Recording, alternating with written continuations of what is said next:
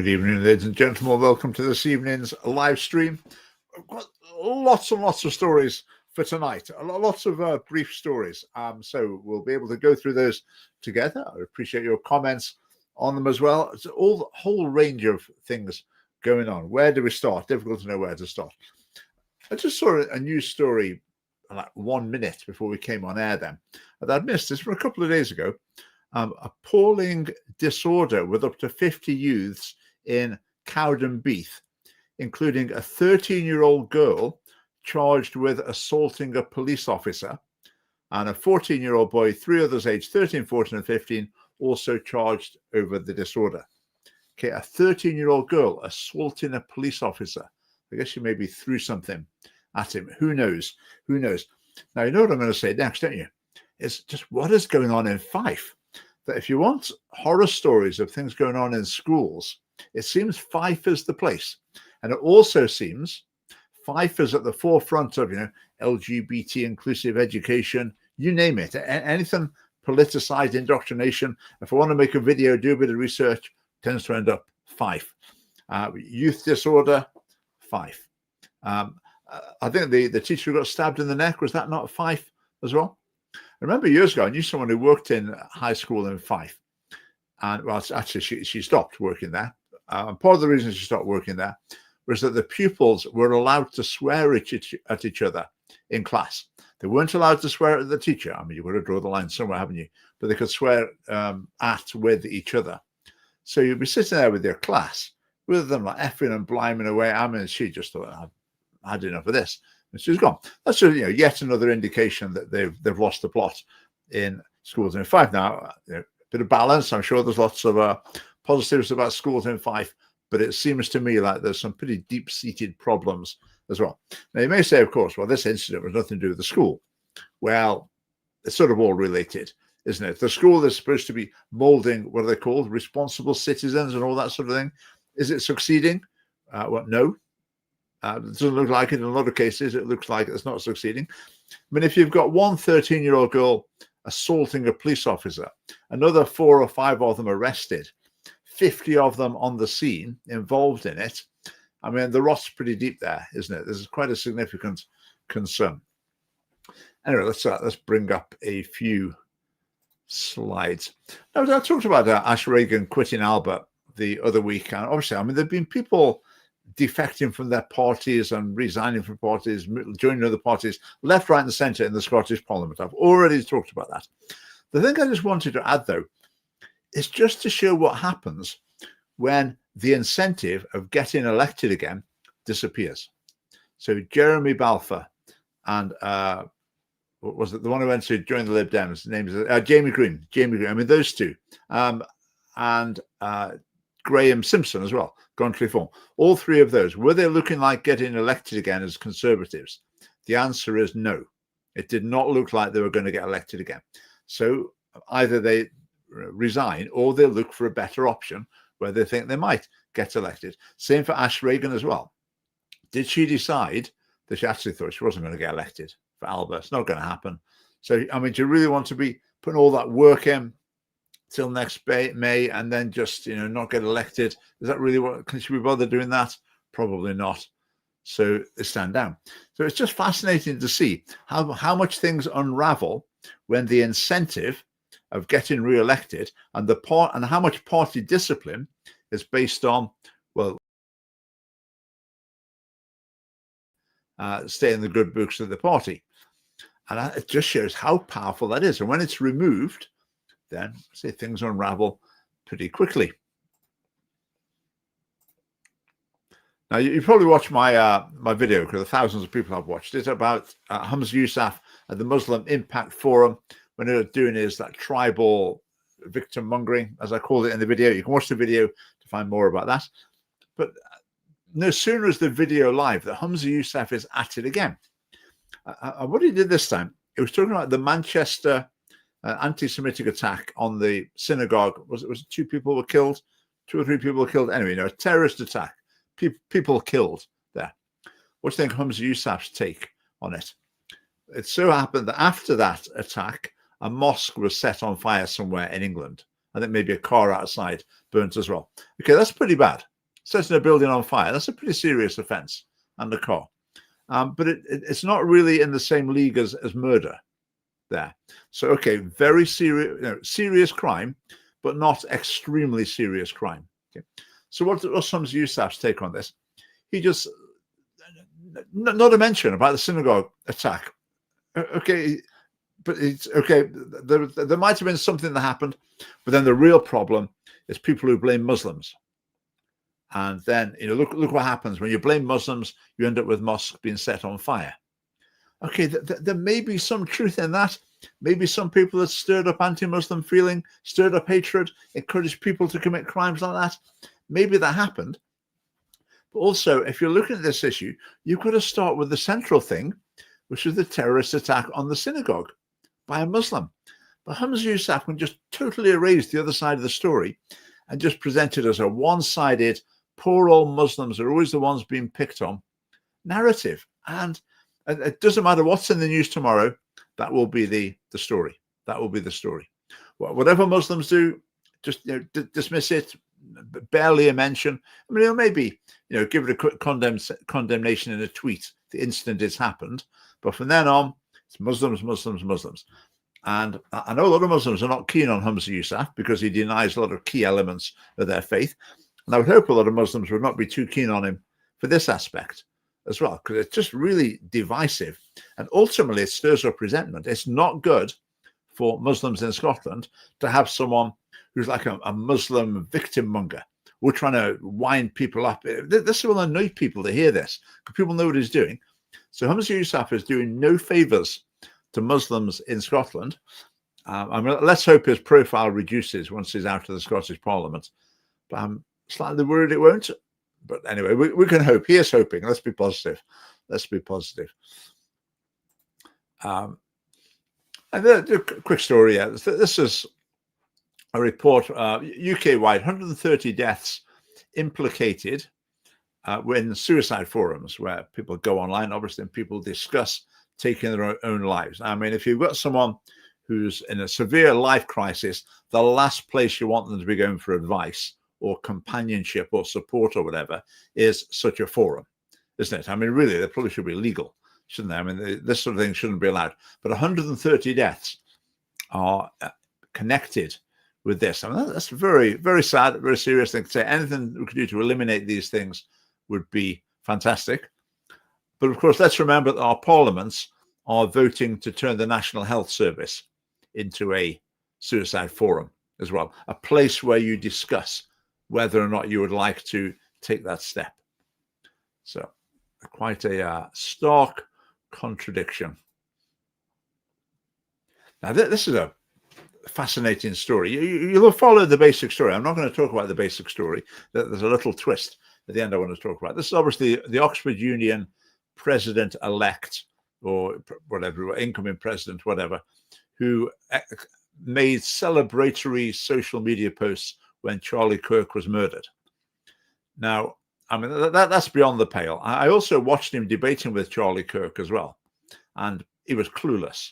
He really couldn't match Charlie Kirk at all. I'm not saying that because I would tend to agree with Charlie Kirk on a lot of things. I'm saying that he just wasn't a very good debater at all. So you wonder about how he got into this position. But anyway, he did. So he made these grossly offensive and insensitive posts. And there was moves afoot then to, I don't know what the word would be, deselect him, stop him from becoming the president. So they had to take a vote on it. And the members of the Oxford Union voted by a sufficient majority to stop him from becoming the president. Now, I agree with that. Good move, voters there. But then the Free Speech Union arrives on the scene. And I wonder what they had to say. Well, Toby Young defended him. Mr. Abara, I'm not sure how you say it, should not be penalised by the Oxford Union or the university for saying something offensive but perfectly lawful. That's free speech. I think that's a classic illustration of the way free speech can become an absolute for people. And that's really an ill-considered position. The right to free speech is not absolute, and there's different ways it can be restricted. Now, if Toby Young's saying it shouldn't be illegal to celebrate Charlie Kirk's murder, I would agree. It shouldn't be illegal. If you're inciting that sort of thing, then yes, that could be a crime. But actually expressing pleasure that someone's been killed or has died, that shouldn't be illegal. Should it be thrown out of the university for it? I would suggest probably not. But he's been elected to be president of the Oxford Union, their debating club. So this is a society, and he's going to be the figurehead of that society. Is that society allowed to say, is it acceptable for that society to say, well, he's going to be our figurehead, our representative. We don't want to be represented by someone with these sort of personal values. So no, we don't want him after all. Now, does Toby Young and the Free Speech Union, do they really want to say, oh, free speech, free speech? Even if he says the most obscene, offensive and appalling, threatening things, of course you should still have him as the president of your organization. I mean, really, that's just, it's like free speech is not a value system. Free speech is one particular value. There's going to be caveated in various ways, but it's very important, but it can't become a total value system. If it becomes your total value system, then all sorts of things are going to go wrong, which is what's going on here. So Toby Young and the Free Speech Union, I think you are totally wrong on this issue. But just to expand it a bit, it's like, if you're a teacher or a doctor or something, if they put something on social media saying, I really hate, and then some race, I won't say it because YouTube or whatever, or probably AI will probably pick it up. I really hate, and then they pick some racial group. I can't stand them, whatever. I wish, let's go the whole hog. They say, I wish they were all dead or something. I mean, did Toby Young really say, yes, you should be able to be a teacher, you should be able to be a doctor or a social worker and say those things? Of course you should. I say, no, of course you shouldn't. Those things rule you out. They show that you're unsuitable for the post. So the freedom of speech issue, I think with some professional bodies, other organizations as well, is they draw the line in the wrong place. They regard socially conservative views as unacceptable, as embarrassing or whatever. So it's not that there shouldn't be a line drawn somewhere, it's they draw the line in the wrong place. Now, I think one thing that is definitely the wrong side of the line is celebrating people getting murdered. And so any organization concerned about its public profile, then it's not going to want to have their lead representative, someone who celebrates murders. I mean, that seems quite straightforward to me. So Free Speech Union, have another think about that one if I were you. Now, this is a story. This relates to something I've talked about maybe once or twice over the last few months. So white working class pupils who fail English and maths GCSEs to benefit from extra help. So this is in England and Wales, obviously, but Department for Education's core skills diploma could spell an end to mandatory resits for students with lower attainment. And the Labour government has said that this measure will particularly help white working class pupils. That's one of its goals, to help white working class pupils. Now, I guess some people might think, oh, well, thank goodness for that. At long last, something to help the white working class pupils. They're generally the ones with the lowest level of achievement, by the way. At last, something to help the white pupils. We have all these things to help the black and minority ethnic ones. Oh, thank goodness we've got something to help the white ones. Now, is that what I would imagine? Some people maybe on the more extreme right might say, yeah, about time. Us white people, we need a proper deal. People within Labour, are they thinking, oh yeah, if the white working class are bottom of the pile, then they need some special help? Is that the way they think? I would guess they don't, because it's so ingrained in them. It's the minority groups you've got to help. I mean, maybe white working class gets classed as a minority. I don't know. But from my point of view, I just don't want headlines like this. I don't want government policies aimed at racial groups or class groups. If there's an issue with GCSE maths and English, and you think for pupils who fail it, it will be better to have a different system. So instead of having to resit them, you could do a core skills diploma instead. That would help pupils who fail their English and maths GCSE. What I would like is for that to be the end of the story. Then people say, look, this is a better system, because there'll be people from all sorts of groups who fail GCSE maths and English. So it's not specifically for white working class pupils. It's just for pupils who fail English and Maths GCSE. So if you hear about American issues, analysis of issues in America, you'll find very often it's presented, well, the blacks, this is the outcome for the blacks, this is the outcome for the whites. And it's that's the way you look at every issue. Well, how about the blacks? How about the whites? And then there's the Hispanics as well. So you have 3 graphs for everything, and everything's looked at through that lens. Please, can we not have that in Britain? So just tackle the issues, and it will affect people within that category without you needing to try and name them or identify them by race or class or whatever. So Labour government, please leave this out.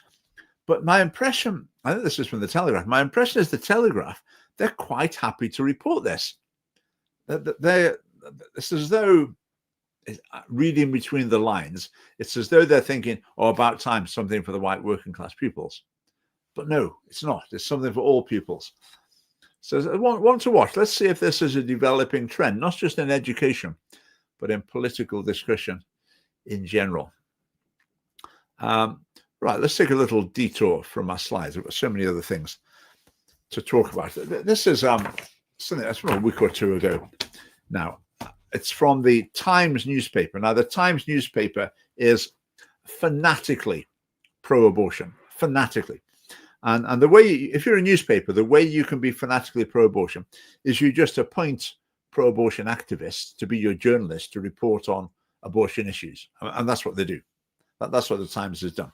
So it's not just one. I mean, this is not by the usual offender to produce this sort of stuff. And then the editor obviously just gives them a free pass and just publishes whatever they write. And so what's in their crosshairs this time? This whole article, it's a long article as well, quite a few pages of it, a very long article. It's about post-abortion recovery courses. There's Rachel's Vineyard, run by the auspices the Catholic Church, and then there's other ones as well, non-Catholic versions. So basically, if a woman's had an abortion, is a Christian, wants to respond to that through a Christian faith, seeking repentance, forgiveness, restoration, however you want to put it, then there are courses that will help them. And I'm not meaning courses in the sense that you learn content, but programs designed to lead people through a process that they think will be helpful. And this article is the journalist going undercover, which I think is unethical, because you've got people who are just absolutely motivated to help people and do good. And then you've got the Times journalist conning them, lying to them in order to try and ridicule them and expose that they're actually just helping people who want that sort of help.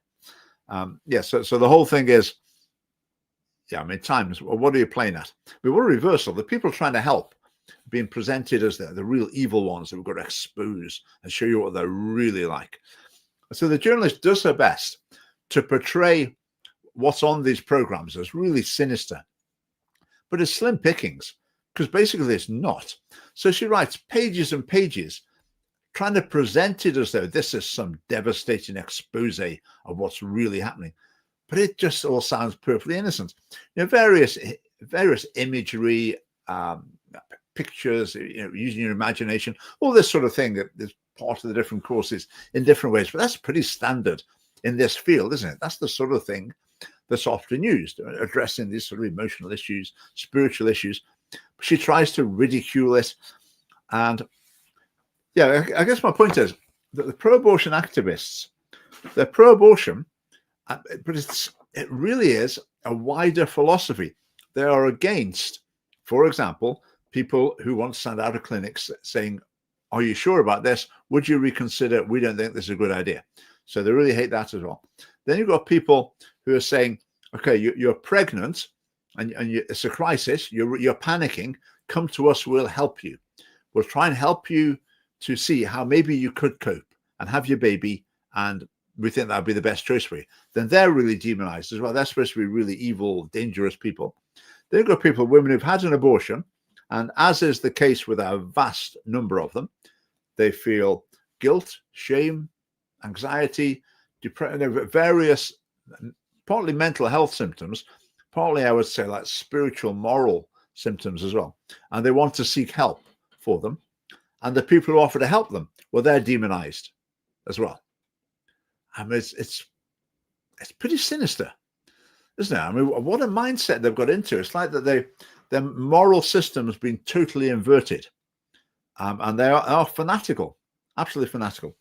Now, talking about fanaticism and the pro-life cause, I've been along for the vigil in Edinburgh a couple of times this week.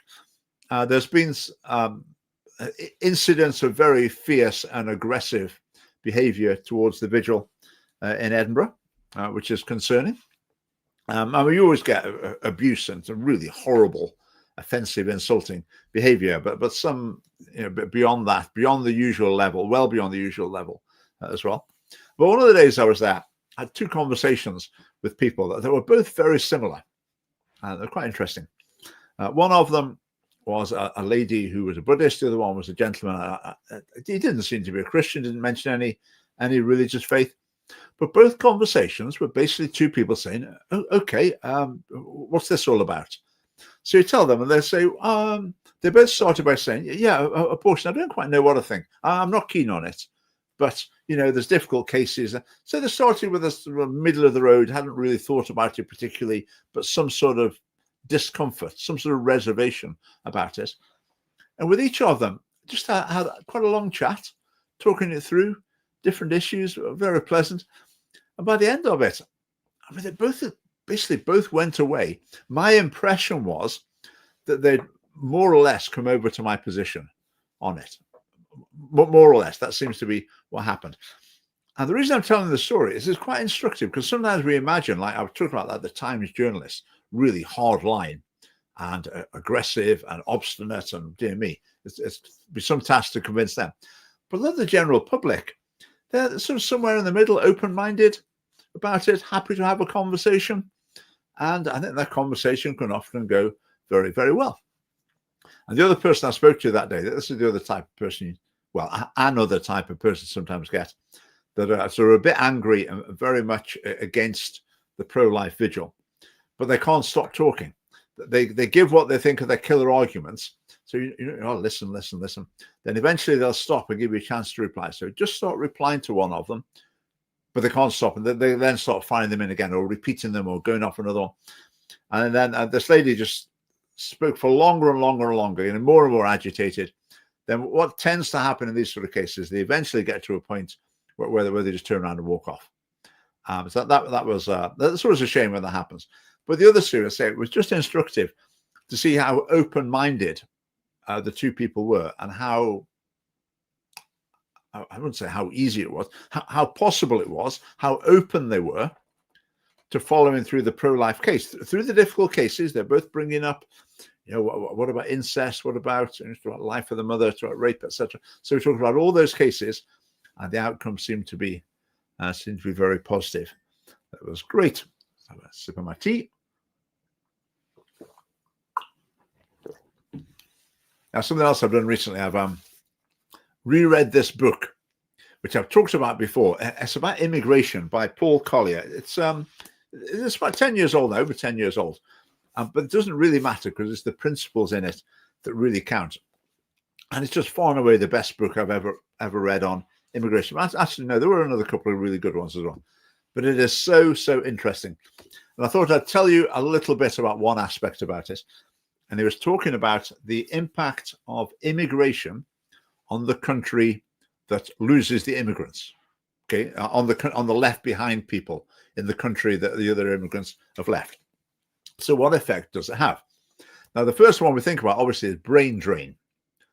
For example, you educate someone, you spend their scarce resources educating someone, maybe even through university. They become a doctor, but then they come and work in Britain and earn 10 times as much money or 5 times as much money. But for their home nation, that's a bit of a disaster, because they've spent a huge amount of money on it. And they were saying, yeah, this is a real issue. It's a real problem. Not just you lose qualified people, you can also lose your most energetic, entrepreneurial, dynamic characters as well, which is quite important for the economy. So say you do lose those people. I said, but there can also be an effect that counterbalances that. And that effect is, if people know that if you get highly qualified enough, let's say you can get into America, you can get into a European country, then what do people do at school? People get the idea of, right, I want to go and live in America. I want to go and live in wherever, so Europe, in Britain. So I need to do really well at school. So you get generations of kids absolutely working their heart out, and families thinking, right, we're going to spend this money on education because we want to get a chance. We reckon our kid can hit the standard and get in. So we're really going to make them work. So sometimes a few people emigrating from a poor country can actually overall raise academic standards in the country. Now, that seems a bit weird, doesn't it? Now, this is not just like a sort of thought experiment. This has been measured. This effect has been measured. I'm not saying it's a huge effect, but it does happen. It does happen. And that's quite interesting, isn't it? And the third factor for the nation left behind is remittances. So a poor nation might spend the money on educating someone to whatever level. Then the person, let's say, comes to Scotland, but they'll send money home to mum and dad or whoever through remittances. Now, that nation, they've paid for the education, and they're not getting the benefit of that education because the person's not working in that country, but they're sending money back. So that is boosting the economy in that country as well. So in some cases, the economy of a poor country is boosted more by educating someone to a good level, having them work in another country, and send thousands of pounds back to mum and dad. So that can actually be beneficial to a country. And all these things need balancing out, but that can happen. But let's say you've got like landslide immigration, which is what's happened in Britain, England in particular, over several decades now, in which, okay, you get one immigrant there and they might be sending remittances back to mum and dad, but then what happens? Mum and dad come and live here as well. You get a special deal, special entry for family members that gets you extra points. So then mum and dad are living here, then you're not sending any remittances back. You've got mum and dad here as well, who might well be a larger proportion of life, they might be dependent. So for a poor country, a low level of immigration will tend to be better in terms of remittances. Once like the whole family is gone, you've lost them. You don't get any remittances coming back to your country. And there's lots of things like that. It's absolutely fascinating. I've forgotten to put the comments on, haven't I? That's terrible. I've got the comments up here. So yeah, do fire in comments. Yeah, just while we're on the subject of poorer countries, lack of coverage regarding the Christian genocide in Nigeria. It's appalling. I mean, we all know why it is. I was just about to say, it's not any sort of mystery. We know what's happening. They think it would be culturally insensitive to be publicizing yet more bad news stories about Muslims. Now, to be fair about Nigeria, it's also the case. It is partly Muslims in the north, Christians in the south. There is a tribal element to it as well, as there often is in African countries.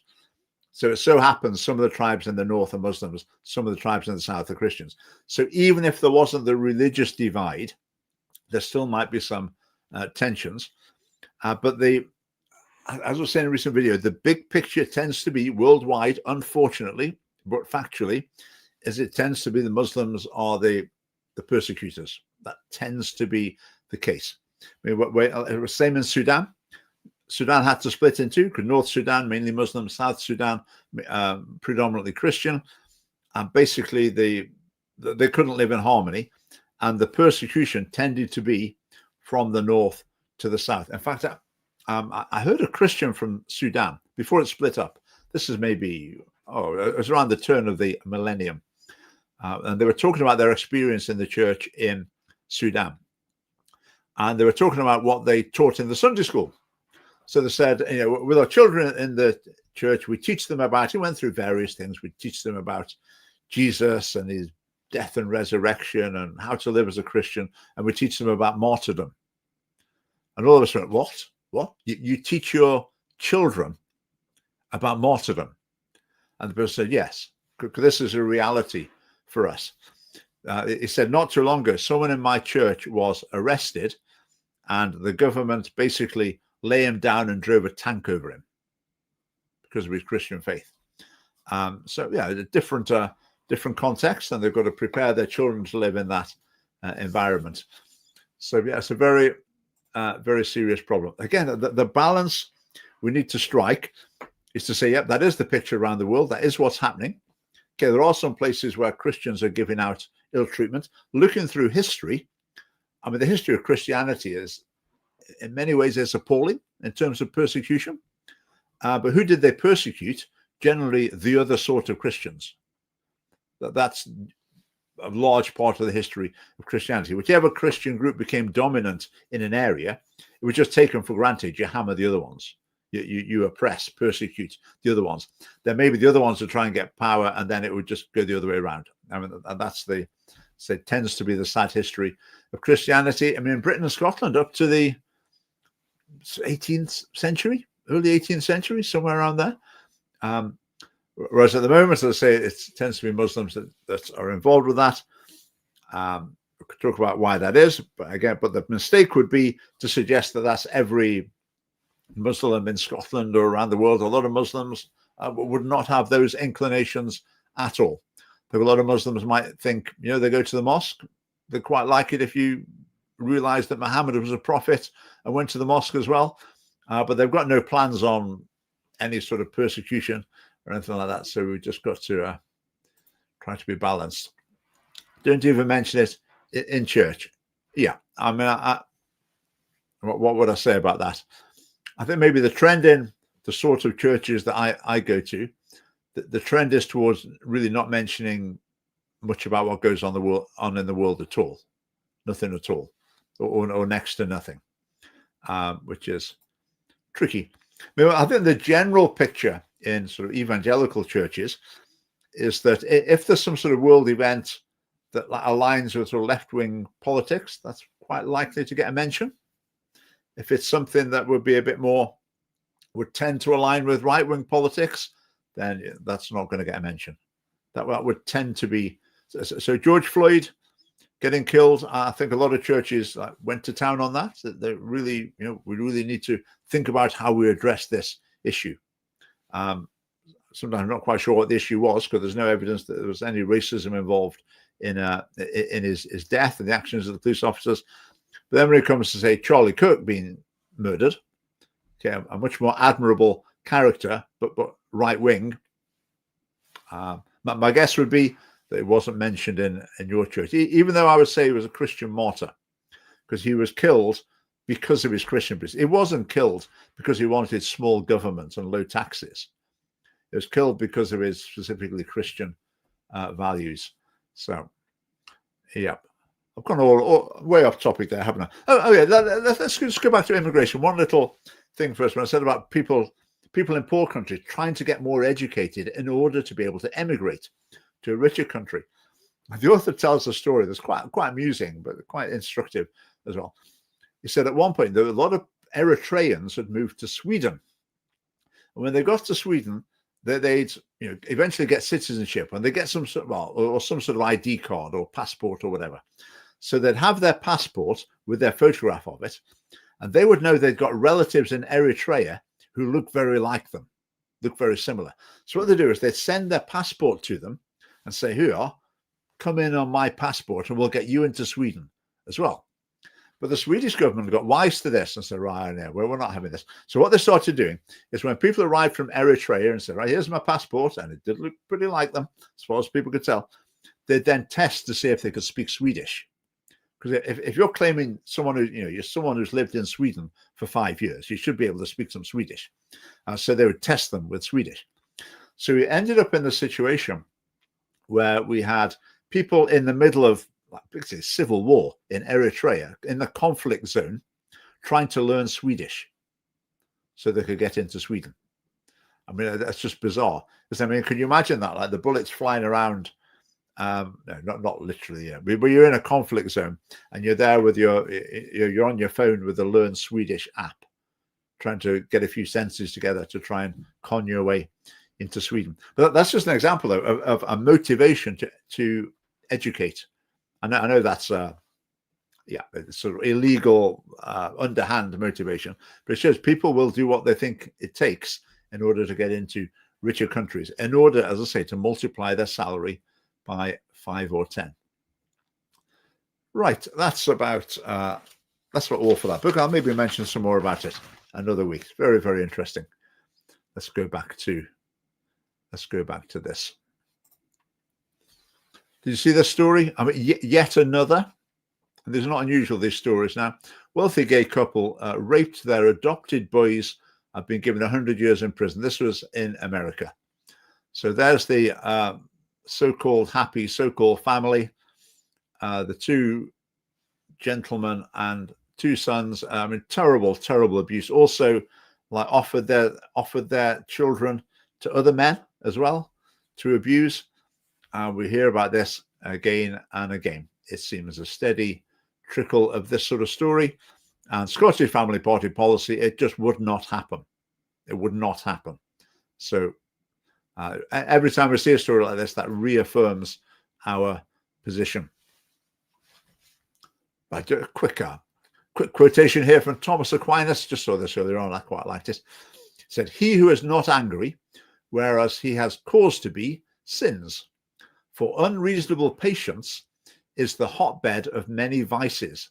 It fosters negligence, and it incites only the wicked, but even the good, to do wrong." In other words, if people don't get angry about wrongdoing, even good people start getting tempted to do the same thing. And I quite like that. I think that's quite a good point. Because I think the idea in schools nowadays, I think generally it's quite a widespread assumption with parenting as well, that you just shouldn't show any anger. So even if someone does something that would actually, you would be absolutely justified in being angry with them because of what they've done, then you're not supposed to do that. That's somehow harmful. But one aspect is people need to understand human nature. If you really annoy people, they get annoyed. I mean, I don't know if you've ever found that. I certainly find that.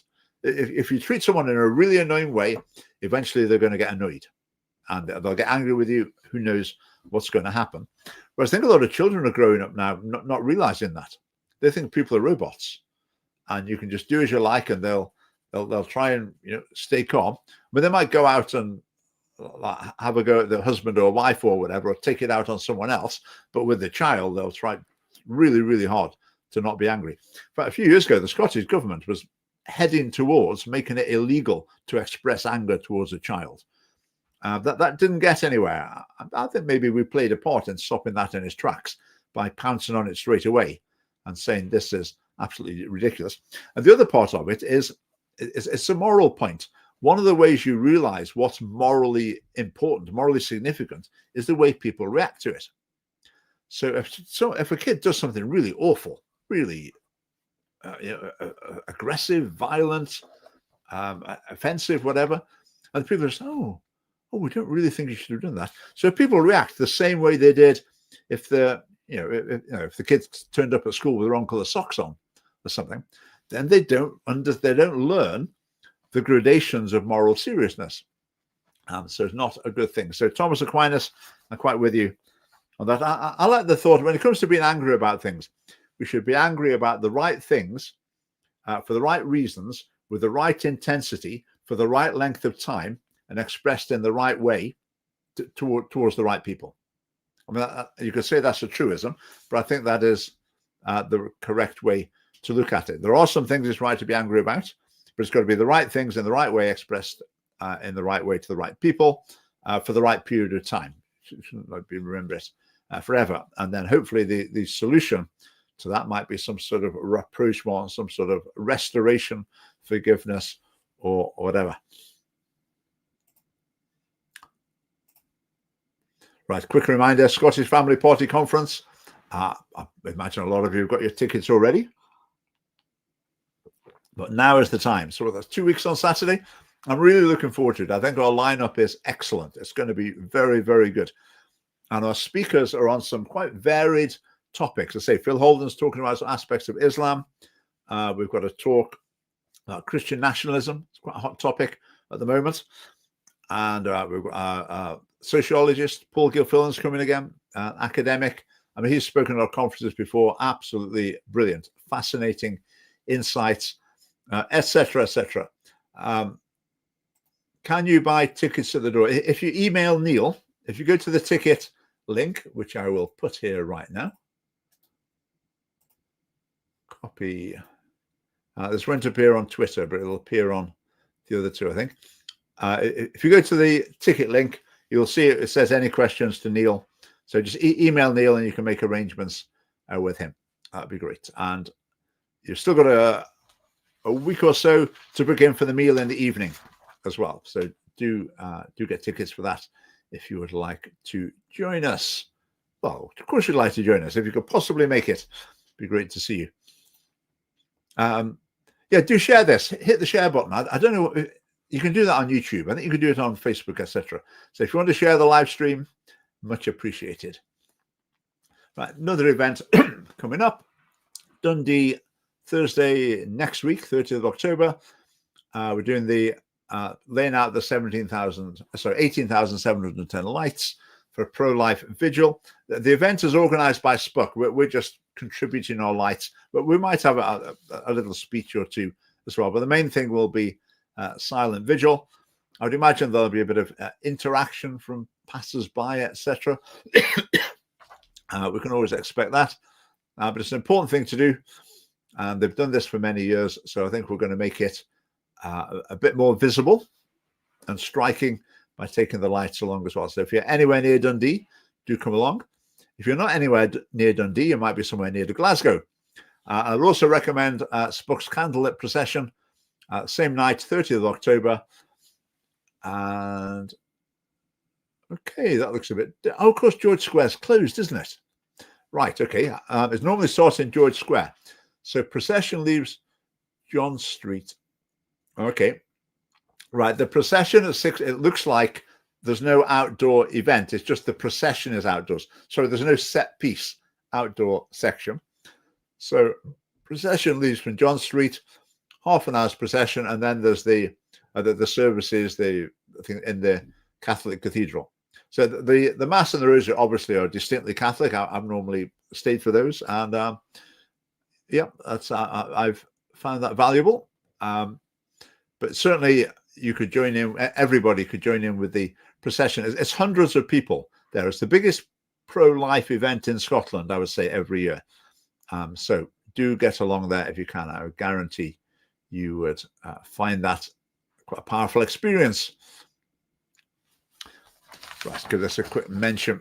Have you been following this story? It's been in the media quite a bit. The National Library of Scotland put in a book about like the gender critical feminists, if you like, put in some book. I would imagine they might have provided it to the library and they might have put it on display somewhere. But then, needless to say, some trans activists kicked up a fuss, complained about it. And again, needless to say, the National Library of Scotland removed this book. So needless to say, the gender critical feminists did what they're very good at and took the National Library to court. And then it's ended. What's the story? I'm not sure quite where it's finished. Maybe I don't know. Well, basically, I don't really care. That's the reason why I haven't followed the story, because it seems to me quite odd and a bit misplaced that all of this attention and fighting is over a book in the National Library, whereas where the fight should really be is the whole host of books in the majority of schools around the whole of Scotland. That's the really important issue. I mean, I've shown you some of these books, and some of them promote transgender ideology absolutely explicitly, which is beyond irresponsible to young people. It's like having a book about how to start smoking. It's as irresponsible, well, even more irresponsible than that. So I think it's unfortunate that these ladies who are campaigning for their single-sex space or whatever were right behind them, but then you have this massive amount of attention of whether or not a book on their side goes in the display in the National Library. Meanwhile, what's going on in schools, corrupting, confusing, and frankly messing up the lives and destroying families all over Scotland, doesn't really get such a mention. I mean, to be honest, it's not much of an honour to be in the National Library's display. I'm talking about the National Library, the more modern building on, is it George IV Bridge in Edinburgh, opposite the Edinburgh City Library. They've got a little museum in there, and part of it, they've got a little LGBT section. I think I might have talked about it on a live stream. I mean, it's pretty grim. It's basically that pornographic material they've got in there, or adverts for pornographic material. I mean, it really is in the gutter. So I'd be quite happy not to be included in that display. Another little snippet again. This is from one of our Gaza MPs. You know, I've spoke about this in the video recently. I hope you've watched about the 4 or 5, if you count Jeremy Corbyn, Gaza MPs who got elected at the last general election. Basically, their sole policy was, we're on the side of Gaza and we're really not too keen on Israel at all. Let's just put it that way. Now, Jeremy Corbyn was on. The others were Muslims, and they were basically appealing to a Muslim vote. Basically, a lot of Muslims, like Gaza is the #1 issue for them, which I would say it shouldn't be. That's not right. We're here in this nation. We're all together. You should be focused on the same issues as everybody else. Okay, Gaza should not be your #1 issue. Anyway, it was. But one of them is Adnan Hussein. He said this. So when journalists and reporters think they're onto some sort of gotcha moment, telling a Muslim man he must hate Israel, like hatred shouldn't be a natural human response to the horrors Israel has been inflicting over the last 2 years. So it's not the clearest to understand, but what he's saying is the journalists sometimes think they've caught him out because he's telling people to hate Israel. And he's saying, well, no, you haven't caught me out, because that's what I do. I do tell people to hate Israel, and people should hate Israel because of what they do.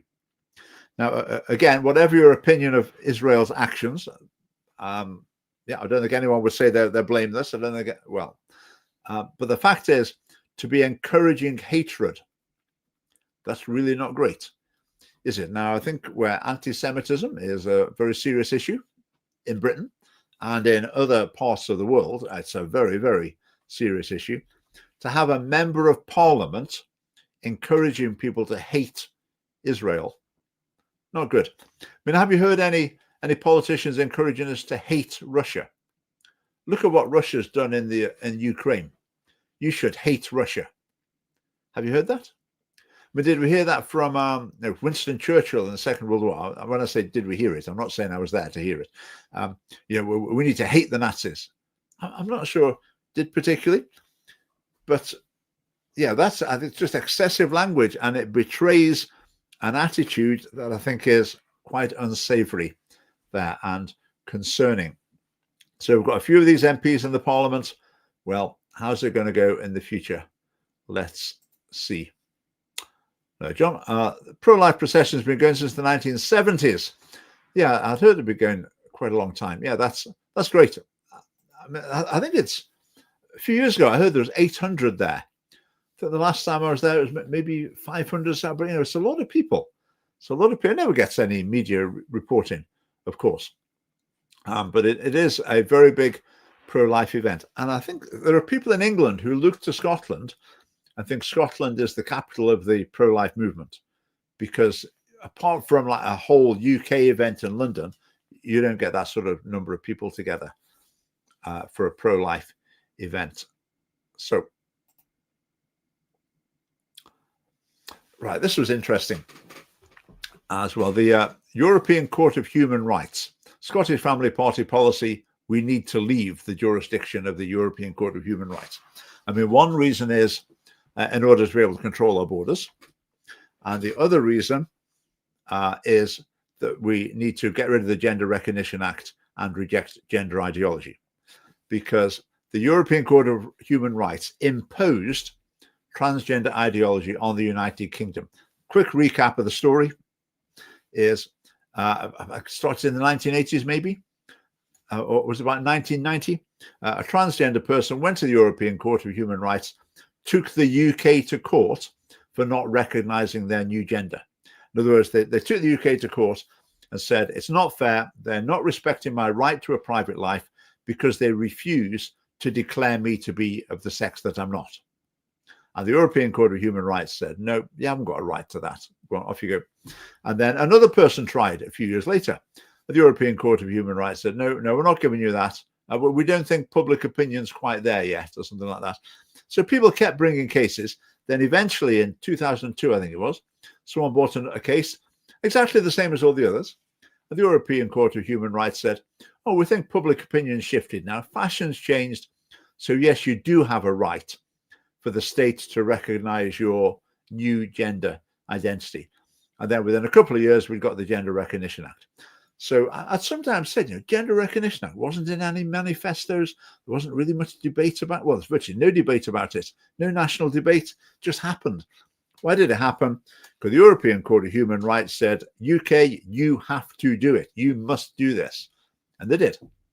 Right. So if we want to get rid of it, we have to leave the European Court of Human Rights, because the European Court of Human Rights is now complaining about the Cass report and the Supreme Court judgment on meaning of a woman, meaning of a man, etc. So they're still trying to exert their authority to overrule the legal process and the democratic process of the United Kingdom to impose transgender ideology. So see, we're just going to leave. Just leave the European Court of Human Rights. So time is flying by. How are we doing? Well, it's maybe just a snippet. This is for England and Wales. I'm sure the figures would be basically the same in Scotland. 1 in 17 women who take abortion pills at home end up in hospital, require hospital care. That's quite a lot, isn't it? That's a very significant risk of a complication there. 1 in 17. And I wonder how aware a lot of people are when they have their little teleconsultation and the pills arrive in the post. Probably not many. Right, we'll save those for a little while. I just put this up on recently. I mean, Catholic schools, that's just our policy on Catholic schools along the top there. Catholic schools should not be squeezed into the mold of other schools by government pressure. They should be free to embody and promote their distinct values and ethos as they wish. I always think the government's quite frightened of Catholic schools. They know it would be a massive, massive risk to actually try and shut them down or attack them in some way. So then the government is rightly cautious because Catholic schools have got a lot of support. I sometimes think the schools underestimate the amount of leverage that they've got. The Scottish Family Party policy, there would be no more compromising, no more the government trying to squeeze this or that in, trying to squeeze them into the government's philosophy rather than Catholic philosophy. That would all be over. I mean, the schools would still be inspected for academic standards, pastoral care or whatever, but the government wouldn't be trying to impose values on them. And our policy as well is that where a group of parents want to start a school to reflect a particular value system, it could be a different strand of Christianity, or who knows? If there's enough of them and it's logistically feasible, then that could become a state-funded school. So, for example, the little Christian schools around Scotland, the little independent Christian schools, under the Scottish Family Party, they could apply for state funding, and basically they'd get it. So the money that would have gone to those children to pay for those children's education in a state school would just go to the independent school. And that would totally transform the sector. I think spending per pupil, something like £9,000 a year. A lot of these schools, their fees are significantly less than that.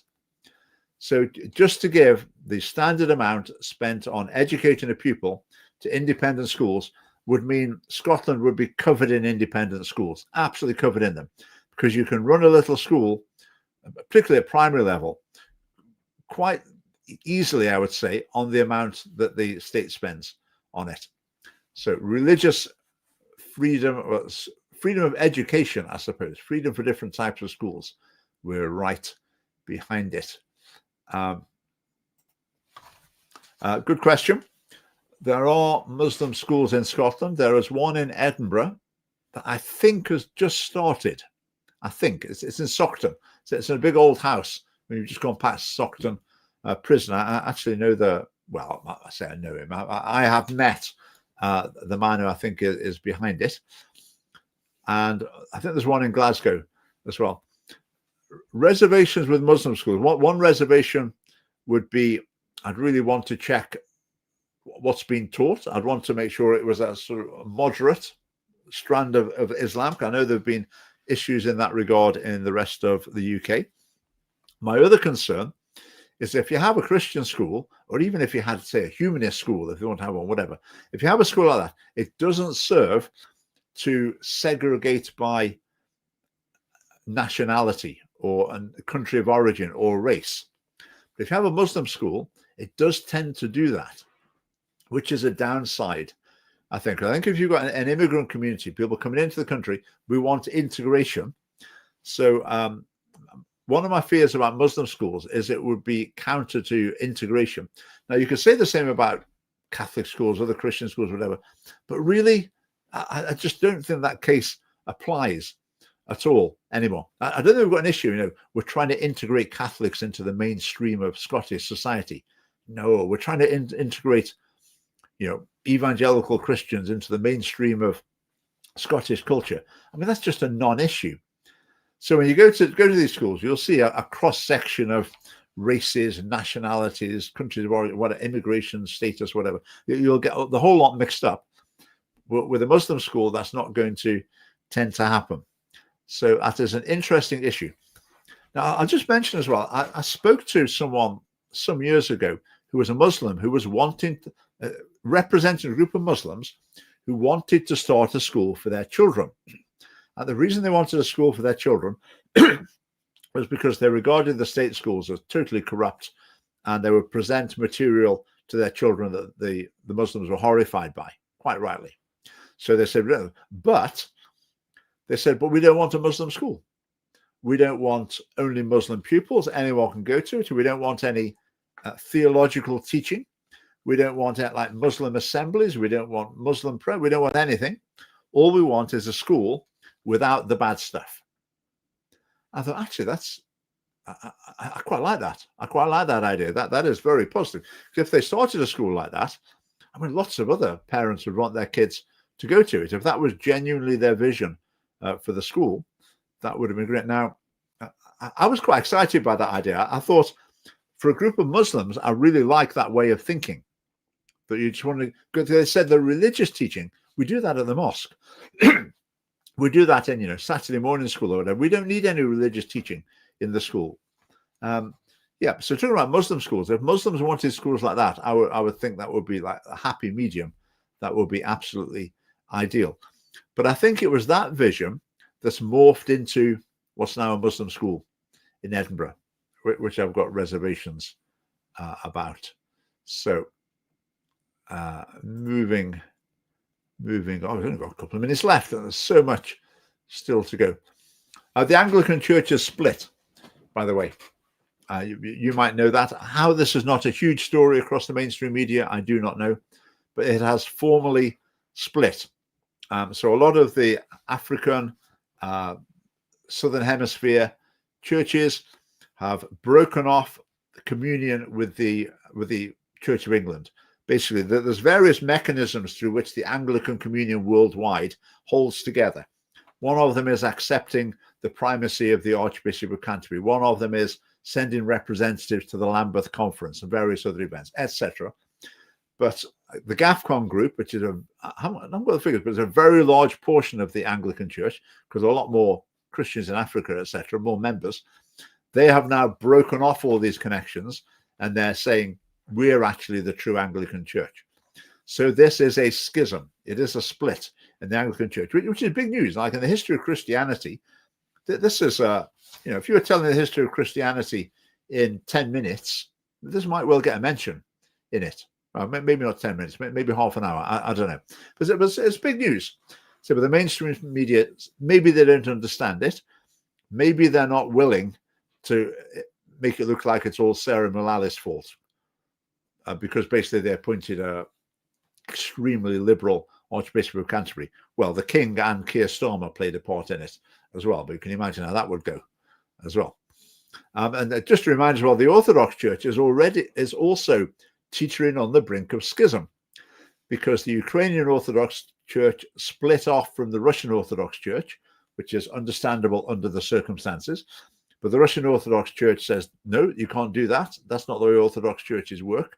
So the Russian Orthodox Church refuses to recognize the Ukrainian Orthodox Church and basically says Ukraine is our territory.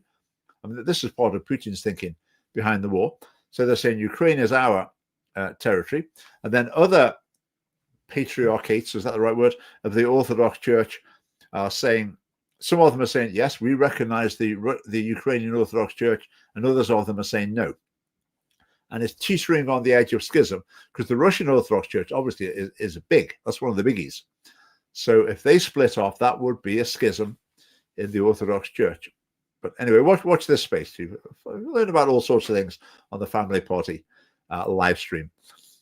Right, I will leave. Let's just see here.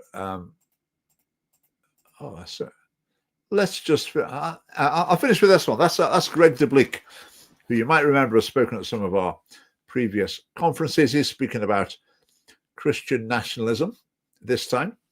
Now, Christian nationalism, I made a video about it recently. I mean, it's quite a fascinating topic because no one seems to be able to define exactly what it is.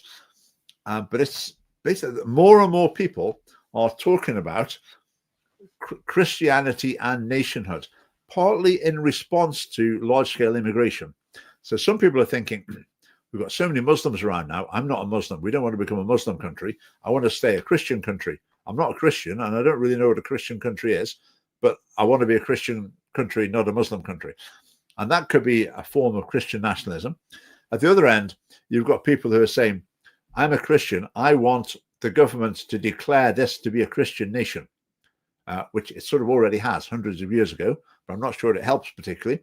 Then you've got other people as well who are saying that we would like Christian values and principles to have more influence in society. Anyway, Greg will enlighten us at the conference. Let's just bring this out there, Robert. I'm not sure it's an Anglican schism yet, but no longer accepting Canterbury as first among equals. Yeah, as I understand it, I think there are 5 mechanisms through which the composite churches of the Anglican Communion interact and maintain that communion. So accepting the Archbishop of Canterbury is one of them, and there are maybe another 4 as well. But the GAFCON areas, churches, communions, they've broken all of them. They say that they've withdrawn from all of them. So there is no formal connection at all between them and the Church of England and the Anglican Communion as it exists. But that's my understanding of it. I've heard it explained very clearly, but I don't understand why it hasn't been a bigger story. Right, I will say good night. Thanks for your comments. See you next week. Get your conference tickets. Remember, it'd be great to see you there. Do join us for the meal afterwards as well if you can. And good night.